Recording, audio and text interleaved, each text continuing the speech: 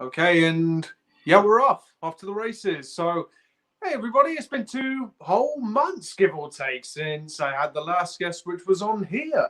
And it's nice to have all of you back, for those of you who are watching this in the future as well.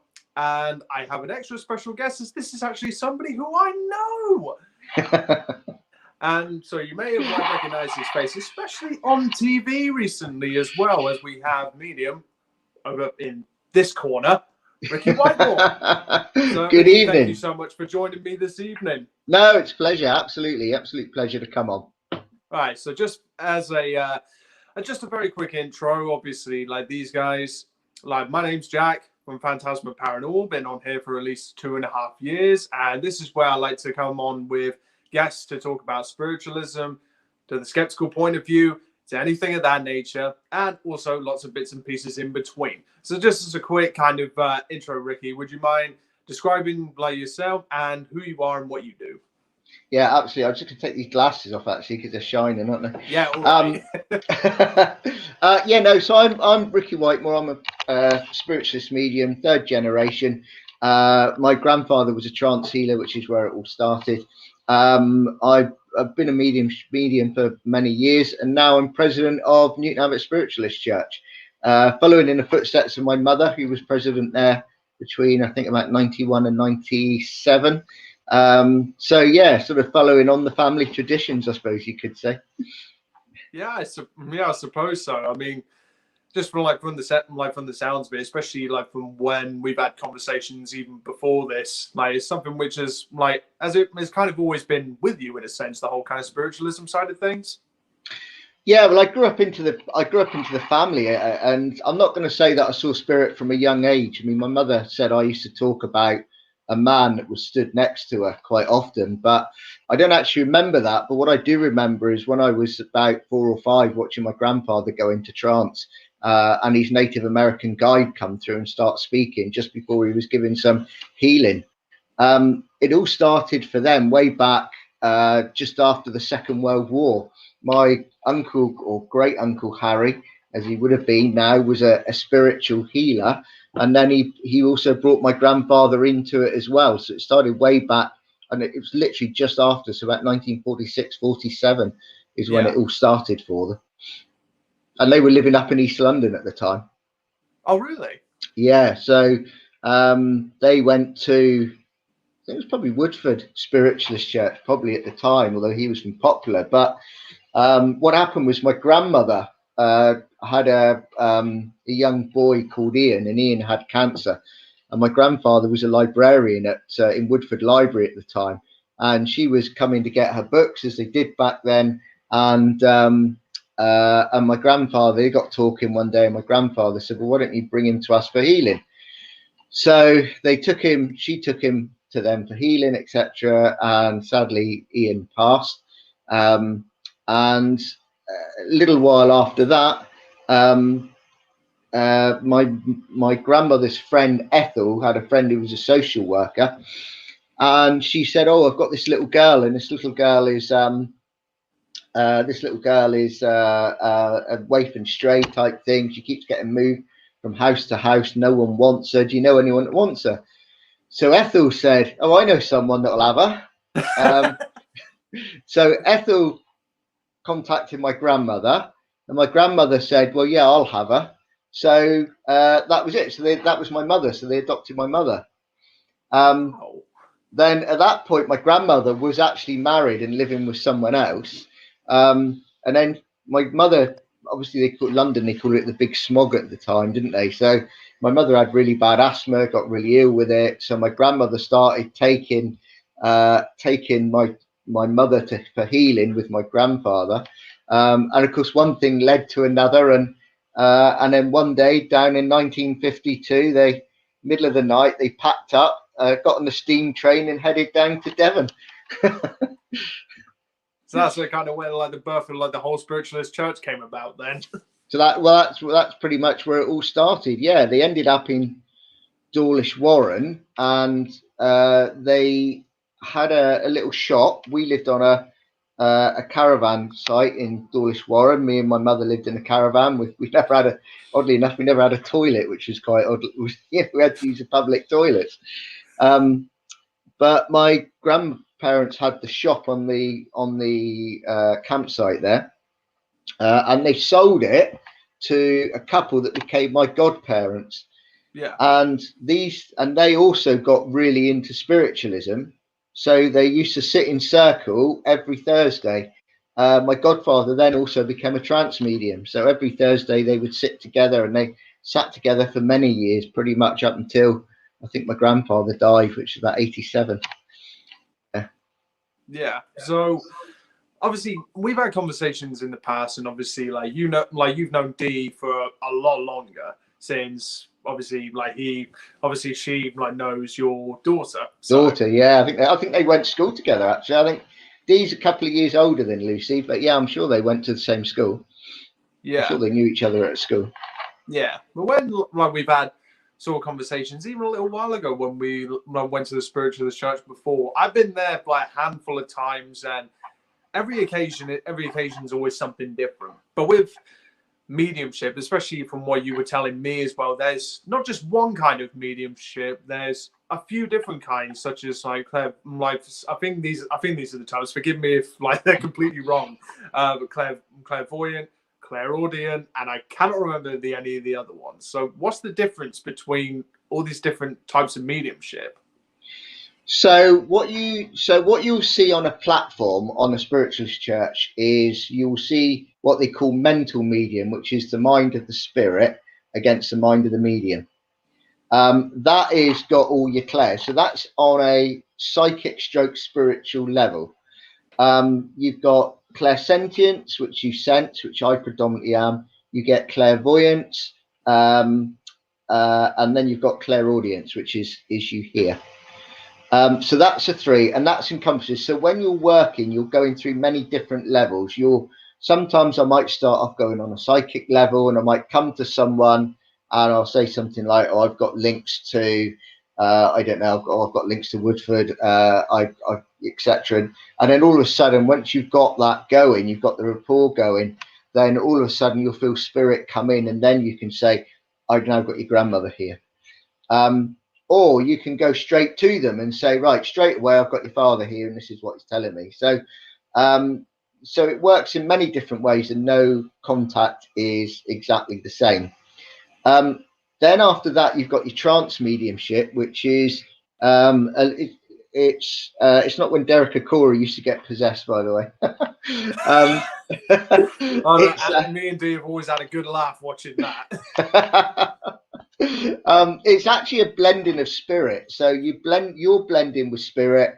Well, you're actually blending with multiple spirits, and then the dominant one comes through and speaks. And that's normally, sometimes you can get loved ones, but that's normally about philosophy and etc., about the spirit world and about the planet and what's going to happen and blah blah blah, etc. And then you get right the way up the top where you've got physical mediumship, and physical mediumship is where, and only about 1 in every million people can do this, and it's where the medium will produce ectoplasm. And then from that ectoplasm, you can get full spirit manifestations, or you can get shapes or hands, or basically all sorts of things. I've been very lucky to see. I've saw my 2 children that have passed manifested on a shoulder once of a medium. I saw my godfather on the face of a medium, which would have been called transfiguration. I've seen full spirit manifestations at Newton Abbot Church as well. So. When we've been sat in seances and things like that. Yeah, whenever we've been to, as I said, I've been to the spiritualist church a handful of times, and before I get on to what I originally wanted to talk to, I love it's a place I've never really seen before, but then in the sense, some people are a lot more spiritual than others, maybe some are very spiritual and such, whereas me, I've always been massively skeptical just because of the nature of like what it is that me and Dee do, so I always have to be quite skeptical. But it's definitely from spirit, whenever you can only, you just got a hairdryer on. No, might be the boiler next door. I'm only in a little flat. My kitchen's next door. If it's playing up, I can shut the door. So I can't. In fairness, I can't hear it though. That's odd because it comes through really loud. I'll tell you what. Shall I go and shut the door and see if it's up?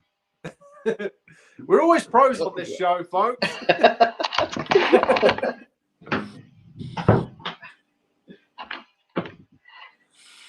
Right. So if you can still hear it, it's not the boiler.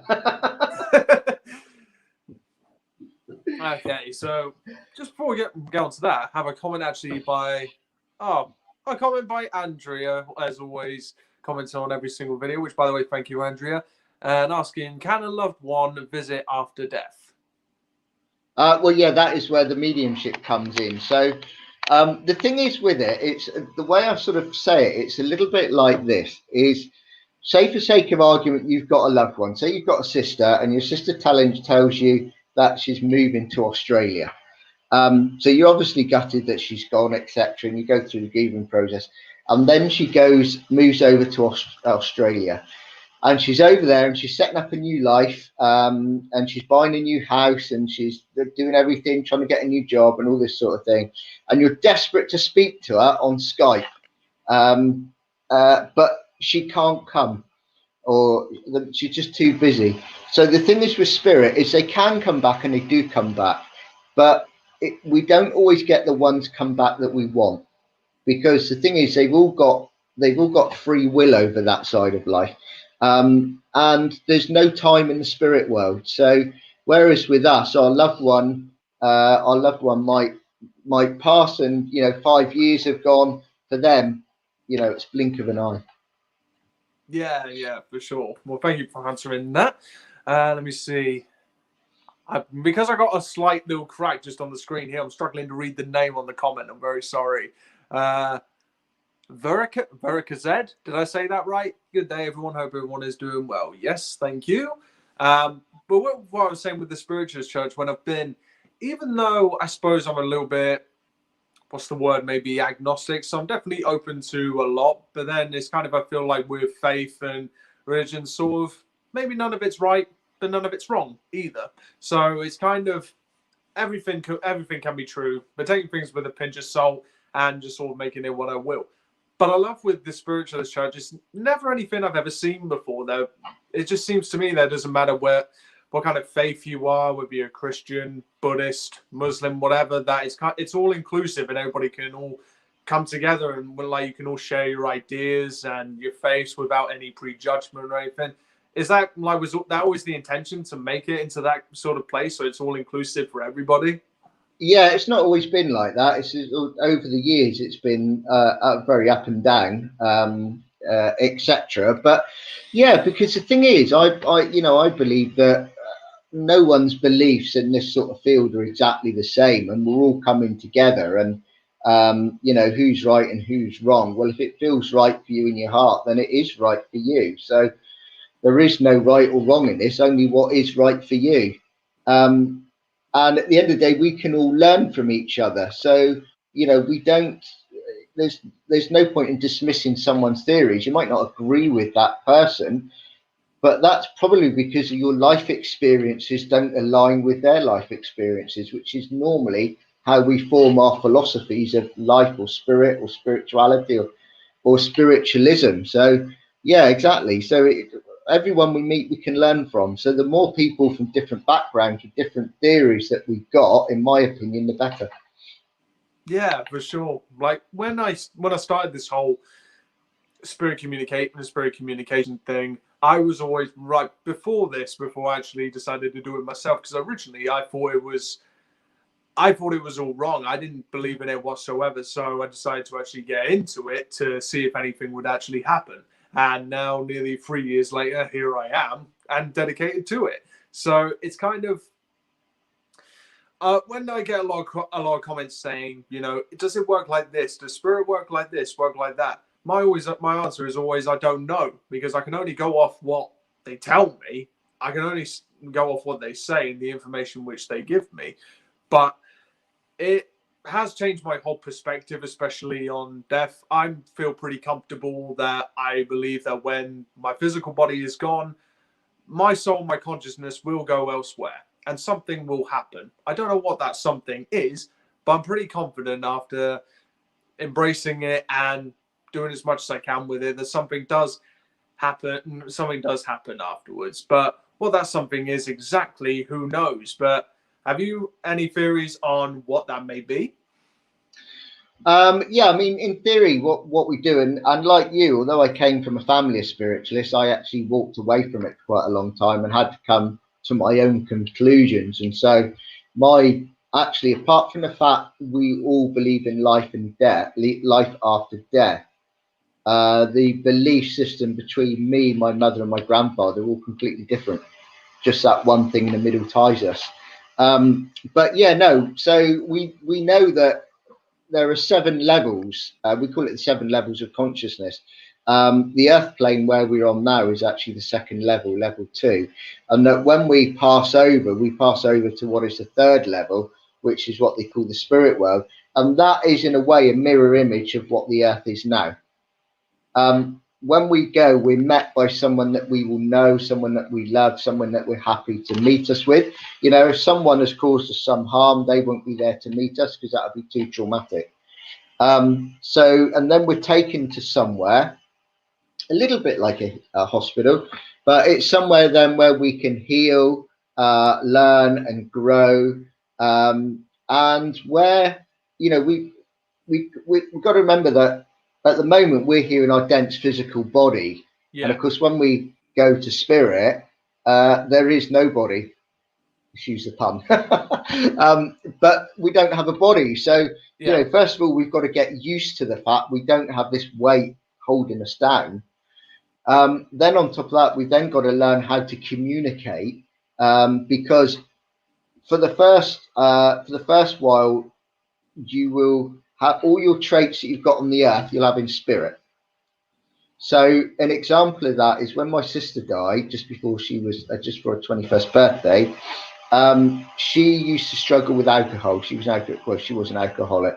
And I can remember a medium saying to me, coming through to me, just after she died, and said, you know, she still had problems with alcohol when she passed into spirit, but she's fine now. She's cured it. Yeah. So we'll still have those traits for a little while because they're ingrained in the psyche. And of course, it's the spirit and the psyche. That's the bit that goes with us when we go. Yeah, like I kind of think of the because even it's been scientifically proven that our consciousness like can go on after death, but for an indefinite amount of time. There's no set time frame. So I just kind of see the human body as kind of my consciousness is the passenger, whereas my body is just the vehicle. And eventually I've got to get out of this vehicle and go somewhere else to another destination. So that's kind of the way that I sort of think of it. But yeah, no, that's it. Yeah, you know, you've hit the nail on the head with that one. That's exactly it. I mean, with me, this is my Vauxhall Viva or my Mark 1 Ford Escort. Yeah. Some people have a Porsche. I've got a clapped out banger. As long as it gets from A to B, doesn't matter. Well, that's it. It sometimes struggles to get me to B, but most of the time we get there. Or at least halfway and walk. Exactly. Yeah, it wasn't the first time I went to the church, it was the second time I went. As I've been to a few mediumship readings and never expected to have anything happen to me or anybody come to me. I was watching everybody else and just seeing the messages that everybody else was getting and just thinking there's no way, because I was sat in the back with Dee and thinking there's no way this lady was going to come to me. I did send her a message after this reading though, which I cannot remember her name for the life of me. I wish I could, but I always remember her hair. It was like she was it like pink and blue and white, I think. I cannot remember this lady's name. Oh, it sounds like Susie. Yes. It sounds like she had like a Midlands accent. Yes, yeah. That's Susie. Yeah, she's part of the committee.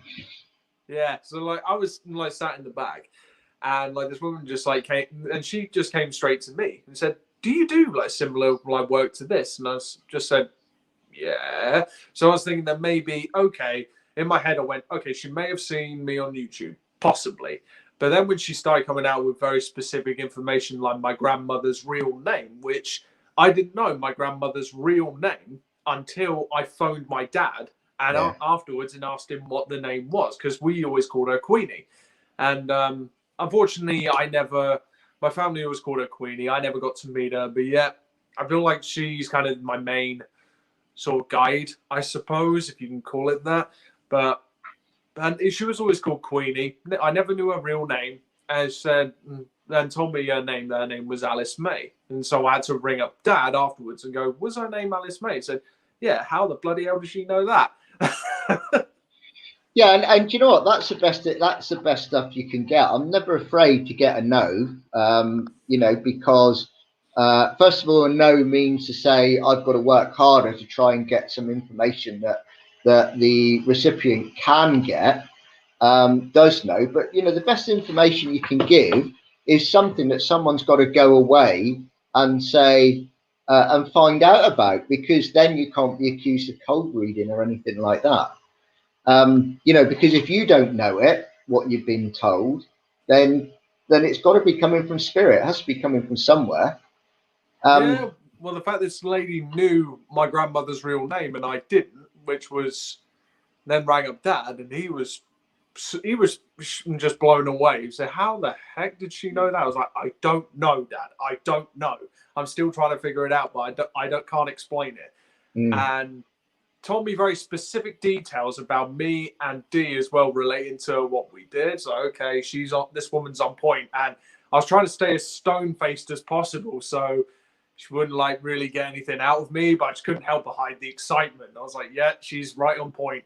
And basically said about my grandmother being more of a spiritual guide to me, as even my parents would always tell me, your grand would have loved you. She absolutely would have loved you, because like my brother and sister got to meet my grandparents, but I didn't. And but yeah, I always feel like in a way I have sort of that connection with her in a way. And I was even told that she did similar sort of spiritual work as to what, well, I suppose you guys would do, which I'm not sure, but my dad told me it was possible that she definitely did that, but it was very secretive. Really didn't want to talk about that with the rest of the family or to anybody that she knew. So in a way, I suppose it's kind of maybe the spiritualist side is kind of our little bit of a relationship, a connection. There's I feel it's definitely a way that spiritualism can bridge a gap, I suppose, if you feel that kind of disconnect from maybe loved ones that you've lost along the way. Yeah, I mean, I think that's a quite relevant point, actually, because spiritualism was actually illegal until just after the Second World War, when it was legalized. Up until then, the last medium, Helen Duncan, was actually tried for witchcraft during the Second World War and sent to prison. Because what she was doing is she was bringing through messages from sailors on ships that were either had just been sunk and no one knew about it, or was just about to be sunk. And she was bringing through these messages, etc. So first of all, they tried to try her under the whip and as a spy, and of course there was no evidence for it. So they tried her under the Witchcraft Act, and she went to prison. And then Winston Churchill, sorry, it was actually just before the end of the war. So Winston Churchill, who was Prime Minister there, it was rumoured that he used to go to Helen Duncan for readings, and he basically put to Parliament and said, "Look, this is ridiculous. We need to legalise this religion." So it got legalised by Parliament, but what they basically said was, spiritualism can now be a legal religion, but you've got to have one religious service per month. You've got to say the word God within that religious service, and you're not allowed to do any fortune telling. So the older generations would. I mean, my grandfather never told. He did used to go to Timber Spiritualist Church, but he never told anyone that he was a spiritualist all the way through his life. Unless there was a clear and obvious sign that he had to talk about it. But unless it was that, as far as everyone's concerned, he would just be a normal Christian. No, that's pretty cool. I never actually knew that it was. Well, I should have expected that because of the whole witch trials and everything. I should have expected that. But with, even when my mother ran the church in the mid 90s, 96, 97, you couldn't walk into somewhere like W.H. Smith's and buy a spiritual book of any kind, whether that's on mediumship, law of attraction, or anything like that. They just weren't allowed, or just didn't have it. So, you know, we've come a long way in a very short space of time, really. But it's crazy that we're now in 2020 and spiritualism is only really just becoming acceptable. I know, man. Strange. Now, strange that we're in like the year 2021. It only just seems to be just picking up steam, I suppose. Yeah, and the other thing is people don't understand us, because I had a chat the other day. We had the credit card machine in the church went down, so I had to order another one. So I ordered it, and it was coming to my where I live, and a chap knocks on the door, and he said, "Oh, you're there then?" I said, "Yeah." He said, "Oh, I've won my bet." And I said, "What bet was that then?" He said, "Well, we had a bet in the office that you would know that I was coming." and I said to him, "Well, sorry, mate, I haven't got a clue. We don't do future predictions. We do life after death, not the psychic mumbo jumbo stuff." So you've lost your 10 quid or however much it is. So he wasn't very impressed. Well, since you bring that up, actually, we've had this question for years now, which, from my experience, no, I don't think so. But the question, I'm sure you've been asked this question as well at some point in the whole time you've been doing this. But can spirits tell the future? I don't believe that mediums can tell the future. No. The thing is, when we come to Earth, we come to Earth with we pre-plan our life. So all our life is going to be around a certain lesson, whatever that lesson might be, and certain parts in our life are going to be pre-planned, like etc. With the Anna, the way that I met her, you know, you could have thought I would have met her through my daughter, but I didn't. I met her years after, and so, you know, everything happens for a reason, and of course we never know what that reason is going to be, so you just have to go with it. So on the higher side of life, our loved ones and our guides and our helpers do, I think, know our life plan, because it's all pretty much there in front of us. Where it all changes a little bit for us is that we've got free will. And with that free will, that free will is for us to take our life wherever we want to go. So for sake of argument, you know, I might leave my house, I might turn left rather than right. Through turning left, I might meet someone that I wouldn't normally meet. So because of that, our life is fluid and it changes depending on the decisions that we make. Yeah. So it's the whole lesson that's pre-planned, whatever that lesson might be. And of course, we don't know what the lesson is until we get back to spirit, because if I knew that part of my lesson was that I was going to have I was going to have an accident in the car tomorrow, then if I knew that, I wouldn't use the car. Yeah. And then you're not then learning the lesson, because you haven't been through that experience. I suppose so. I mean, especially when I used to live back in the hometown, back in Reading for a little bit, when I moved back to be with my family. And obviously then I met Dee, and then things changed. And because of a financial situation, she couldn't move to Reading. So I came back here for a little bit, because I've lived here before when I was a little bit younger. And it's weird how I can almost point it back to a specific decision which I made, which if I hadn't made that decision to meet up on a date with her, get on a train, come all the way to Devon to go on a date with her, I probably wouldn't have even started doing this whole spiritual thing. So it's funny how life works out that way. Yeah, and what you also find is that like attracts like on an energy level. Doesn't matter who you are, but like attracts like. So the thing is, you were always going to be attracted to each other because you both got that similar energy. And the fact that you both come from sort of the paranormal aspect of it, and etc., and that you're both really into that. So on an energy level, that's why you met. Now, if Dee was into the paranormal aspect of it, but you were into the healing aspect of it, the problem is you probably wouldn't have met because the energy's different. Yeah. So yeah, so like attracts like, and people will meet each other for that specific reason, to be able to be drawn into not only this, but into any walk of life, whatever they get into, really. Yeah. Thanks for explaining that. I do appreciate that. So with the time, which it can either be at the spiritualist church or it can be elsewhere. I know, obviously, I've seen a lot of really amazing things happen there. I've seen people have been brought so much happiness with some of the messages which they've had and so on, and obviously healing which happens there. And I've seen some really good, cool things there. But is there ever any moments where you don't have to mention names or anything? But is there ever truly a moment which maybe stands out that goes blow me down? This is really helping somebody, or maybe there's been a reaction from somebody that has really kind of changed their life in a way. I think, yeah. I mean, I've been in a way. There's too many.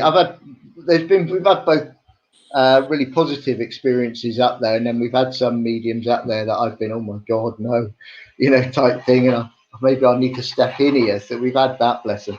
I think, yeah, one of the most, and I talk about one of the messages that I gave because it's sort of one that I can remember, as opposed to ones that I've seen mediums give other people that I've seen them give some wonderful information. I can remember that I was down working in Saltash, and I went to this girl, and I brought through her grandmother, and I said to her, I said, "Oh, your grandmother's carrying a baby, and she's wrapped her in a green cloth." And at that point, she just burst out crying. So I did what I normally did, and said to her, "Look, are you okay for me to continue, or would you like me to come back to you?" And she said to me, "No." She said, "You've given me all I need. You can move on to someone else now." So I said, "Okay, that's fine, not a problem." So that's what I did, because at the end of the day, it's all about the person receiving the message. They're the important ones. So I did. I moved on, and then afterwards, she came up to me, and she'd only recently had a stillborn baby. Oh. And without telling you her first name, but her surname was Green, hence where the green cloth was. And for her, really? that was my all last name too. Is it? Oh, yeah, because it is. Yeah, absolutely. Yeah, because it is. So that is. So I mean, that for me was a really quite a specific one, and quite a wonderful one, because she got everything that she needed from that. So from that, she then set up a charity called Luna's Fund, which is aimed at helping parents of stillbirths. And I've did a demonstration for them to raise a few funds for them about 18 months ago. So, so from that, she went on and set this up. Now this charity they've got is doing really well in the Southwest and helping parents of stillbirth. And since then they've gone on to have a son as well, which is marvelous news. That's one heck of a brilliant story, actually. Well, the thing is as well, is mediumship works on again, everything works on an energy level. So because I'd had 2 stillbirths in my life, it meant that on an energy level I could connect with her, because whilst I don't know what she's gone through, but I can empathise with her because I've been through something similar. And that's how it works. So normally with every message, there is a connection between either the medium and the spirit, or the medium and the person receiving the message. But you don't usually know what that is until something maybe like that, when they come up after and say, "Well, look, this is what happened," etc. Yeah. That's actually made me smile. On that story, that's a really cool story, and the green cloth, and especially the last name Green. Chances of that. But got another question just here from Andrea. Hi again, Andrea. Another question, can a spirit be specific? So I'm assuming that's for specific information and such. Yeah, they can do. You see, every time. I mean, they are specific. I mean, when they're spirit world, they're not the person that you knew before they passed. So if your grandmother died at 80 years old, they will come back to the medium as an 80-year-old, because that way you can say, I've got a lady here, and you can explain to the lady, you know, who it is, and you know, and whoever it is will be able to accept her. But what they do over there, they revert back to who they were when they were at their fittest and the healthiest. So if your grandmother thinks that actually I felt my best when I was 35, that's who she'll be in the spirit world over there. Right. Well, that was a little thing I was going to get onto, actually, because that's a question which has always fascinated me, which I don't have an answer to. Don't know if I ever will. But I was always like wondering, say like if a child died very young, and maybe died, let's just say 1 year old, like just say 1 year old. In the spirit world, would that, like just saying, like, do people still age on that side, or do they stay at the same age which they're at?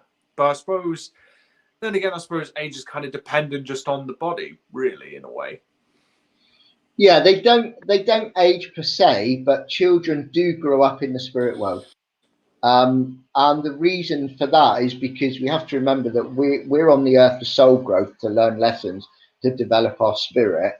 And they have still got the same aim over the other side of life. So they're still over there learning lessons over there.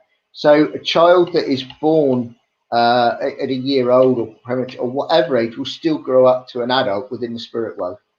Right. So I used to have my two girls come through to me. They come through at various ages over there, etc. And again, I think that's another thing, so that I can also recognise them as well, Yeah, as they're growing up over there, etc. I see. And there was a little thing which we were just talking about just before this, but now seems to be turning into a bit of a rock star, because now you made it onto the TV. So Yeah, how on earth did that happen? They were. I came in and I watched the end, and they were saying of the program the week before, literally, and Nikki Campbell basically said, "Oh, we're going to be doing the Southwest next week. We want people from diversity, etc. If anyone would like to come on, send us an email." So I thought, well, spiritualists, they'll never let me on, because they never do have spiritualists on it. It's called The Big Questions on BBC One.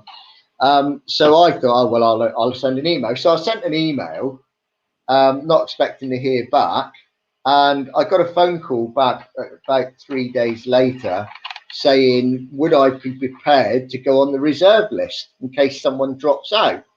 And I said, yeah, okay, that's fine. You know, not a problem. But again, I wasn't expecting to go on there. I then got a phone call on the Friday saying, would I be happy to go in the studio audience for tomorrow's show, or the sort of Saturday show? I said, yeah, of course I will. But even then, I wasn't really expecting to be able to say anything. But as I was sat there, because there was the online audience was about 16 people, and halfway through, where I was in the audience, I got shoved over from the outside to the middle, and at that point, I just knew. And I started getting I was freezing cold, but I was also sweating like anything, and I just knew at that point. I think it was spirit drawing close. I could just really feel them drawing close. I just knew I was going to get on. I just knew it was going to happen. Yeah. So from that crowd of 16, there was only about 3 people that they let on, and of course I was second from last one. But I managed to get a good couple of minutes to get my point across there. Yeah, that was cool. Like when I was just flipping through the channels, and just by pure chance, I managed to get on stand, and I was just looking in the corner of the screen going, is that Ricky? No, D, come on, look, have a look. No, that is amazing. And plus, it's nice that you're actually able to like get some of your word out, your thoughts as well, which is awesome.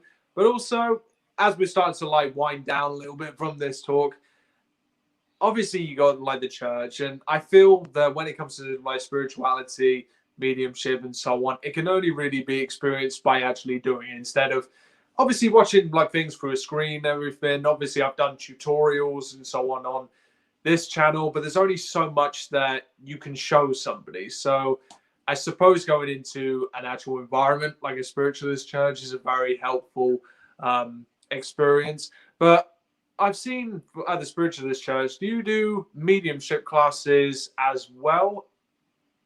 Yeah, normally when obviously we're in full swing, we do have development groups. Yeah, so we've normally got a mediumship. We were having 2 development groups for mediumship on a Monday night, and then we were having a meditation on a Tuesday night, which isn't specifically for mediumship, but it will help mediumship. I will just go back to the point. One thing as well that's quite important is to know is everybody's spiritual journey is different. So you and D might decide from this minute onwards, you're going to spend every single minute together for the rest of your life. And so you're literally you're literally chained at the hip there. You're spending all the time together, but in 20 years' time, your beliefs could be completely different because you view each situation differently. And so you could have completely different spiritual beliefs, even though you spent this time together. So your spiritual journey is an individual one, and individual to you, because it's your experience. I see. Yeah, that makes sense. But there is like a question which I had actually from my dad, who my dad has always never really believed in any of this, but he's a secret believer, as he's had things happen which he cannot explain and things which we've both seen together. But he just had a question for me when I was on the phone for him earlier when I told him I was doing this. And I suppose it's a question which some other people may have on their minds who are watching this back. And this, when it comes to mediumship or anything that's related to any kind of spiritual work, can anybody do it? Can anybody learn to do like mediumship, for example? Well, funny enough, I had a talk with a chat of the medium Les Henderson up in the northeast when I was working up there last year or the year before, and he basically said, and I do agree with him, that mediums are born but psychics are made. And so I don't think anyone can be a medium because they need to have a certain aptitude to do it, etc. And they've got to be incredibly sensitive. But everyone's got a psyche. You know, everyone on the whole planet is psyche, whether you believe or not, and everyone can develop your psychic. So anyone, and a lot of what's taught these days in the churches is being taught on a psychic level. So from that point of view, I mean, I've seen, and most people, the thing is, if you're sat in the audience and you don't know, you're not going to know the difference between who's getting the information psychically and who's getting it spiritually. So in fact, I don't think a lot of the mediums know whether they're getting spiritually or psychically either. But it doesn't matter because there's a place in there for good psychic work. So anyone can sit and develop their psychic, and anyone can sit and develop their own spirituality. So, you know, and that's quite often the way to learn mediumship, is to sit for you and not to develop mediumship, oddly enough. You know, the mediumship, if it's going to come, will come as a byproduct from it. And then that way it's more, I'm not going to say genuine, that's probably the wrong word, but it's more, it just flows a lot easier then, I find. But the thing is, when you're learning mediumship, you could decide, right, I'm going to go to Newton Abbott's development circle on Monday night. Tuesday night, I'm going to go to Paynton's development circle. Wednesday night, I'm going to go to Exeter's development circle. But the thing is, you could go to all these different circles, but you won't develop any quicker than if you just do one a week. because you will only develop as quickly as spirit want you to develop. Yeah, exactly. So just before we came on here, this is one of the last 2 points which I want to bring up. But you say you were considering doing like maybe a possible YouTube channel in the future, maybe later on this year. So what would that be about? I'm assuming it would be something related to what we've been speaking about. What's your ideas? Yeah, so the idea is I will be doing it when I understand how it works. Hence why I was asking you. Oh, don't worry, I'll help you. Thank you. So yeah, so it would be on it would be on a little bit of everything. It would be on mediumship. There'll be a lot of meditations on there for people to follow. It will be about explaining about the energy, because the thing is, getting back to the church, my view on God is a universal energy. So God, I can't accept for me, God being a bloke sat on a throne saying, you've been a good boy, you can go upstairs. No, I don't like the thought of you, you're going downstairs. To me, that doesn't work. So for me, God is an energy, a life force that flows all through us, and everything evolves around this energy. The whole world, everything evolves around it, and the life force flows through all humans, all animals, all plant life. Anything that lives has got a soul. So a lot of it we'll be doing on there. We'll be doing a lot of energy work as well, showing to people energy, explaining about the energy, how you can use that energy for your own life as well, to be able to improve the life. We'll touch on certain things like the law of attraction, because again, it's all around the energy, and our thoughts are living things. So our life will be defined by our thoughts. So there'll be little techniques in there to enable us to change our thoughts, or recognize when our thoughts are actually leading us down the wrong road, so that we can sort of bring our thoughts back and then hopefully take us down the next road. So it's not just going to be about mediumship, it's going to be a bit of everything, really. Yeah, and hopefully, like you do, Jack, we'll have some interesting guests on as well. So we'll be doing discussions like this as well, and discussing different topics, because I think it's important, really, that we. It's all about opening the mind, isn't it? Really, and opening our own minds and learning from everybody, so that we can improve our own spirituality and our own mediumship. Yeah, I hope so. I hope like when all this is over with, then like me and D and you can obviously meet up and do something else as well, which would be nice to do, since this lockdown's kind of robbed us of the last year or so. But then again, Yeah. I suppose with all this time at home and free time, maybe you can give people a chance to maybe get into this and maybe develop along their spiritual journey, which they haven't had time to or wanted to before. But since we got free time, that's all we have. So if you could leave us, or anybody who's maybe a little bit skeptical on this, maybe unsure, or just unsure what like this spiritual journey is, they're unsure about maybe life, death, what's kind of something which you would say to those people as something to leave us with? That's quite an interesting one, actually, because I don't believe, and I actually think it's very important that we don't try and convince people that there's life after death, and that mediumship works, etc. I think it's very, very important that what we do is we give the information as best as we can in the way that we get it, and we allow them to think and come to their own conclusions.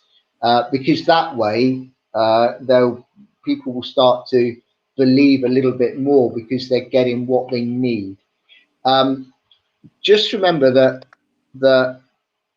everything happens for a reason. Everything we've been through over the last year, there's a reason for that. Yeah. We don't always know what that reason is, and we're not always meant to know what that reason is, but just trust in the process and know that there is a higher source, a higher good that is there looking after us. We will come out of this a lot better, a lot brighter, and a lot stronger. So when you're going through these times, understand that there's a reason for it, and that it will pass, and the good times will come again.